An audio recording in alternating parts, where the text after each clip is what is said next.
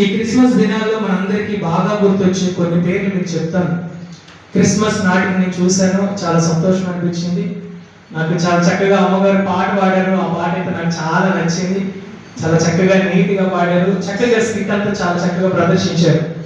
అయితే ప్రియులను ఒక మాటని జ్ఞాపకం చేసుకుందాము. ఈ క్రిస్మస్ దినాల్లో మనకి త్వరగా గుర్తొచ్చే వ్యక్తి మరియా, యోసేపు, జ్ఞానులు, హేరోదు మహారాజు, గబ్రియల్ దేవదూత, వీరందరూ కూడా కొన్ని క్యారెక్టర్స్ మనకు గుర్తొస్తా ఉంటాయి. క్రిస్మస్ అనగానే ఓహో వీళ్ళున్నారా ఈ క్యారెక్టర్స్ ఉన్నాయిరా అని ఒక్కోసారి మన సత్రంలో ఉన్న మొదటి వ్యక్తి, రెండో వ్యక్తి, మూడో వ్యక్తి, వీళ్ళు కూడా మనకు గుర్తొస్తూ ఉంటారనమాట.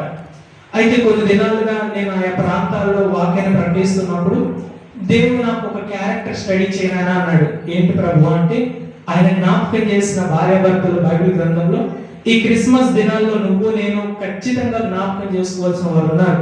మరి ఎవరు తెలుసా? జకర్యా, ఎలిజబెత్. ఎవరు? జకర్యా, ఎలిజబెత్. ఏంటి వీరిలో ఉన్న ప్రత్యేకత? ఒక మాట నేను జ్ఞాపకం చేస్తాను. రండి, లూకా సువార్త 1వ అధ్యాయము జకర్యా, ఎలిజబెత్ గురించి దేవుడు నాతో చెప్పిన మాట. ఈ రోజు ఇక్కడ కూర్చున్న నీతో మైక్ శబ్దాంతరం ద్వారా వింటున్నా మీ అందరితో దేవుడు చెప్పమన్న ఒక ప్రాముఖ్యమైన మాట. లూకా సువార్త 1వ అధ్యాయము 5వ వచనం. యూదయా దేశపు రాజైన హేరోదు దినములలో అబియా తరగతిలోనున్న జకర్యా అనే ఒక యాజకుడు ఉండెను.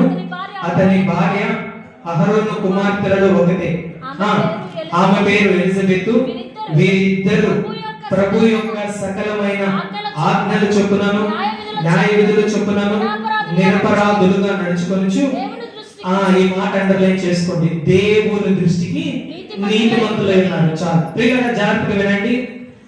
దేవుడు వాక్యాన్ని రాసింది పరిశుద్ధాత్మ దేవుడు, పరిశుద్ధ గ్రంథకర్త పరిశుద్ధాత్ముడే. ఆయా వ్యక్తుల్ని ప్రేరేపించి దేవుని ఆలోచనలను పరిశుద్ధాత్ముడు ప్రేరేపణ ద్వారా వారు రాస్తూ వచ్చారు. ఇప్పుడు ఆయన రాయిస్తున్న మాట ఏంటంటే, యూదయా దేశపు రాజైన హేరోదు దినములలో ఇదిగో ఒక యాజకుడుండెను. అతని పేరు జకర్యా, అతని భార్య పేరు ఎలిజబెత్. వీరిద్దరిలో ఉన్న ప్రత్యేకత ఏంటో తెలుసా? వీరిద్దరు కూడా ప్రభు యొక్క సకలమైన ఆజ్ఞలు చొప్పునను న్యాయ విధులు చొప్పునను వారిద్దరు కూడా నిరపరాధులుగా నడుచుకొనుచు దేవుని దృష్టిలో నీతిమంతులైనారంట. ఈ మాట పట్టుకో. ఈరోజు ఎవరి దృష్టిలో నీతిమంతులంట? దేవుని దృష్టిలో నీతిమంతులంట. చాలా సార్లు మానవుడు తన దృష్టిలో నీతిమంతుడే. యేసు ప్రభు వారు ఒక ఉపమానం చెప్తూ తామే నీతిమంతులు మరి నమ్ముకొనొచ్చు ఇదిగో మందిరములకు వెళ్ళి ఇద్దరు ప్రార్థన చేస్తూ వచ్చారు.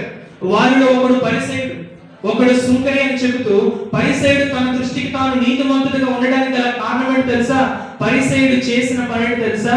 ఇతరులతో పోల్చుకున్నాడు. ప్రభువా, చోరులనైనను వ్యభిచారులనైనను ప్రాముఖ్యంగా సుంకరి అయినను ఇతని వలె ఉన్నందుకు నీకు కృతజ్ఞత స్తోత్రాలయ్యా అంటాడు.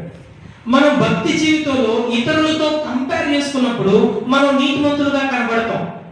అక్క కంటే నేను పర్వాలేదులే, మా తోడుకోళ్ళ కంటే నేను పర్వాలేదులే, మా అత్త కంటే నేను పర్వాలేదులే అని మనం చాలా సార్లు ఏం చేస్తాం తెలుసా?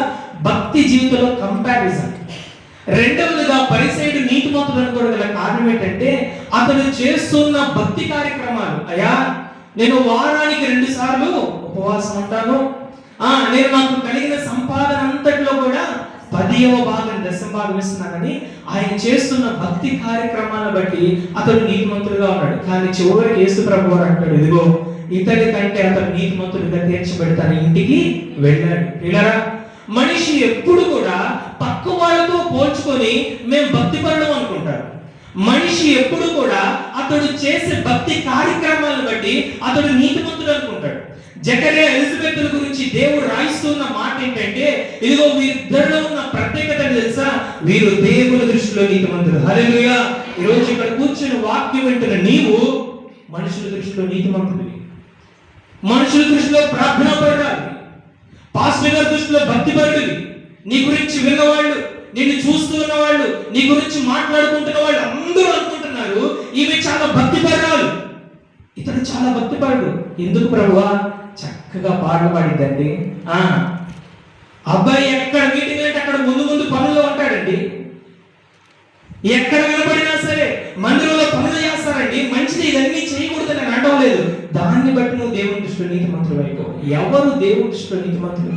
ఒక మాటను జ్ఞాపకం చేస్తాను. రోమీయులకు రాసిన పత్రిక 2వ అధ్యాయము 13వ వచనం. ఎవరు దేవుని దృష్టిలో నీతిమంతులు?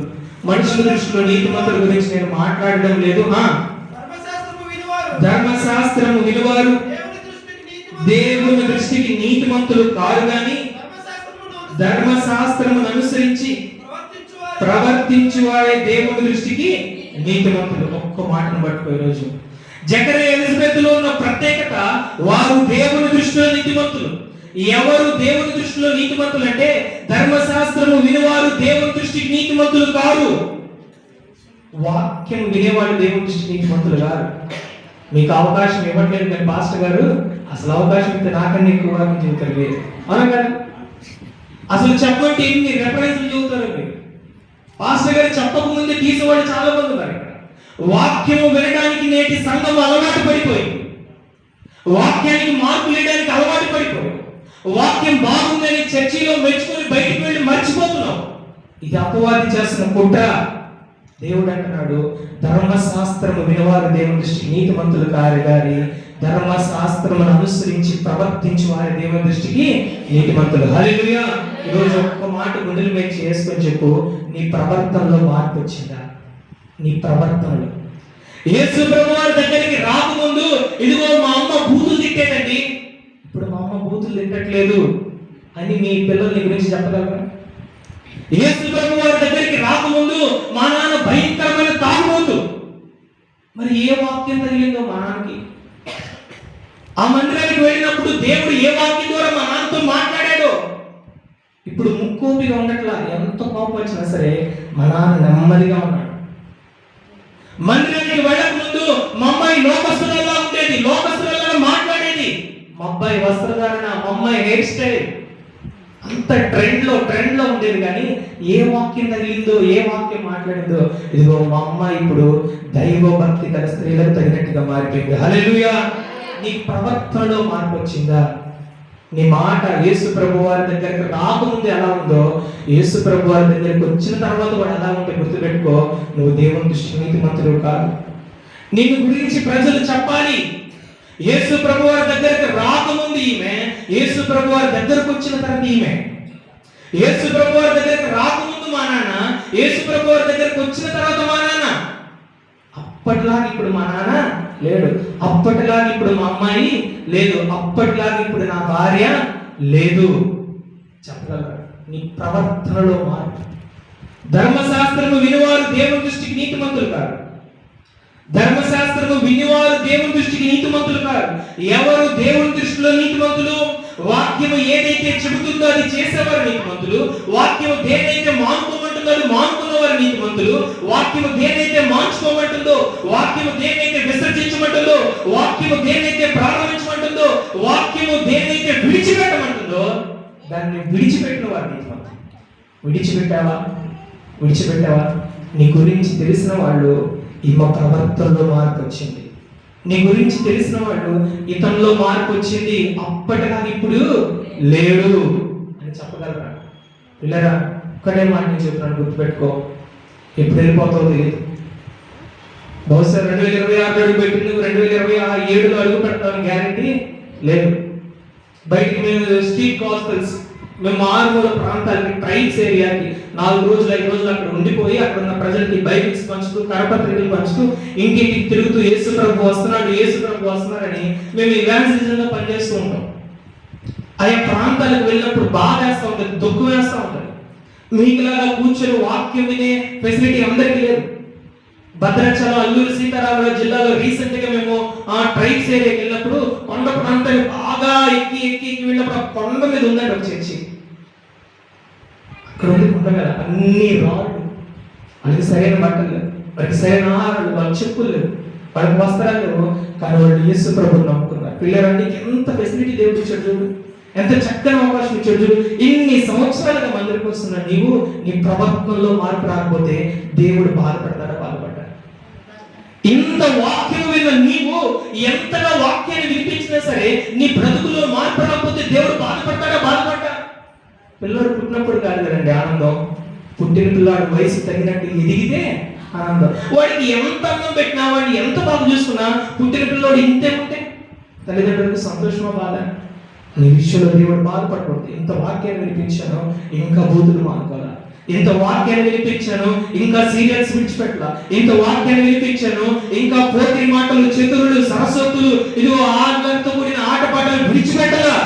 నీ ప్రవర్తనలో మార్పడదు. అయ్యో, ఇశ్రాయేలు మీద రాజుగా నిర్ణయించినందుకు దేవుడు సౌలు విషయంలో దుఃఖపడినట్టుగా నీ విషయంలో, నా విషయంలో దేవుడు బాధపడకూడదు. ప్రార్థించేద్దాం. కళ్ళు మూసుకోండి. ప్రభువా, నా ప్రవర్తనలో మార్పు రావాలి, నా ప్రవర్తనలో మార్పు రావాలి. అందరైతే క్షమించిన వాక్యం వినడానికి అలవాటు పడిపోయాను, వాక్యానుసారంగా ప్రవర్తించినాను. వాక్యం వినివారు దేవుని దృష్టికి నీతిమంతులు కాదు. ఎప్పటికీ ఎవరంతే, ఎప్పటికీ ఎవరు వాక్యం ఏదైతే చెబుతుందో ఆ ఉపదేశానికి అప్పగించుకున్న వాళ్ళు నీతిమంతులు. ప్రభు పరిశుద్ధుల ప్రేమ కలిగిన తండ్రి, వాక్యం బోధిస్తున్న నేను ఎలా ఉన్నానో వాక్యం వింటున్న మీరు ఎలా ఉన్నారు, ఇద్దరు కూడా నీ దృష్టిలో నీతిమంతులుగా తీర్చుకున్నట్టు దయచేయండి. వాక్యం వినడానికి అలవాటు పడిపోయిన మా బ్రతుకులో ఒక నూతనమైన మార్పు తెచ్చి, ఎన్నో క్రిస్మస్లు వచ్చినాయి, ఎన్నో న్యూ ఇయర్స్ వచ్చినాయి, ఎన్నో గుడ్ ఫ్రైడేలు వచ్చినాయి, ఎన్నో ఈస్టర్స్ వచ్చినాయి, ఎన్నో ఆదివారాలు వచ్చినాయి, ఎంతో ఉపదేశాన్ని నా మీద ఖర్చు చేశావు ప్రభు. ఇంకా నా చూపులు మారలేదు.